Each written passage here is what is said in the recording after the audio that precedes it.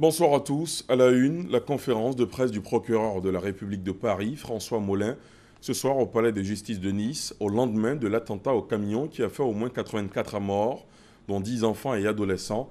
Autre précision faite par le procureur de la République de Paris, on enregistre 202 blessés, dont 52 en état d'urgence absolue, qui sont entre la vie et la mort, parmi lesquels 25 sont encore en réanimation. Ce bilan est bien sûr provisoire, selon lui. Par ailleurs, François Molin a donné l'identité de l'auteur de l'attaque de Nice. Il s'agit de Mohamed Laouej Borlel, un chauffeur-livreur identifié à partir de ses empreintes digitales. Et suite à ce drame survenu à Nice, la solidarité mondiale ne s'est pas fait attendre. Dans cet élan, le chef de l'État ivoirien Alassane Ouattara a adressé un message à son homologue français. Alassane Ouattara, sensible à ce drame orchestré par les ennemis du monde libre, au moment où la France commémorait sa fête nationale, ainsi qu'au peuple français, exprime sa profonde compassion et de l'indéfectible solidarité du peuple ivoirien, tout en condamnant avec la plus grande fermeté cet acte odieux. Le président Ouattara prie François Hollande de bien vouloir transmettre aux familles des victimes ses sincères condoléances et aux blessés ses vœux de prompt rétablissement.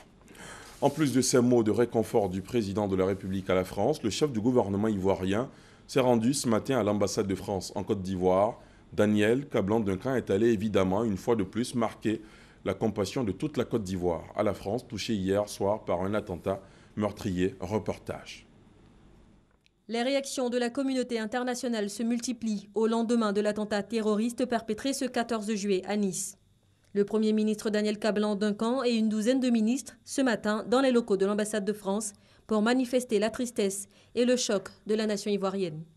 Signature du livre de condoléances suivie d'une adresse livrée par la ministre Afoussiata Bambalamine, porte-parole adjoint du gouvernement. Nos pensées et nos prières ferventes vont aux familles endeuillées ainsi qu'aux nombreux blessés enregistrés. Nous condamnons fermement cet attentat barbare qui, par-delà les nombreuses victimes occasionnées, est une atteinte aux valeurs fortes de liberté, d'égalité et de fraternité. Que la communauté internationale se mobilise davantage contre le terrorisme. Des paroles du Premier ministre au sortir de cette visite du gouvernement ivoirien à l'ambassade de France en Côte d'Ivoire. C'est un dossier qui est un dossier très important sur le terrorisme. Et comme vous le savez, malheureusement la Côte d'Ivoire aussi a été frappée à Grand-Bassam en mars dernier par des attentats terroristes. Nous souhaitons que la communauté internationale se mobilise davantage pour combattre ces actes terroristes dans tous les continents concernés par ce dossier, qui est un dossier international. Le président de la République a quitté Abidjan aujourd'hui pour Kigali, capitale de l'Afrique, les 17 et 18 juillet, le temps de la 27e conférence des chefs d'État et de gouvernement de l'Union africaine. L'un des enjeux principaux de ce sommet est le renouvellement des instances dirigeantes. On fera le point avec notre envoyé spécial à Kigali dans la grande édition.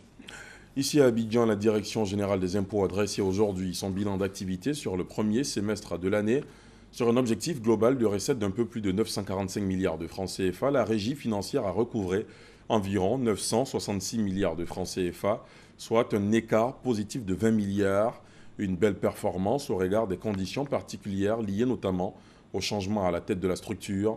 Pour le deuxième semestre, les nouveaux dirigeants espèrent mobiliser davantage de ressources. Dans l'actualité parlementaire, le ministre des Infrastructures économiques était face aux députés ce vendredi. Il ne s'agissait pas de défendre un projet de loi, mais de répondre aux préoccupations et questions des parlementaires sur les questions relatives au secteur. Patrick Kachi en a profité pour expliquer la politique gouvernementale mise en œuvre pour améliorer les infrastructures routières dans le pays.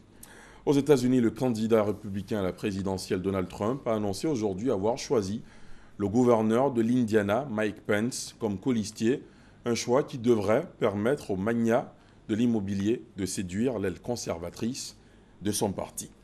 Fin de ce Flash Info, merci de l'avoir suivi. L'info revient à 20h.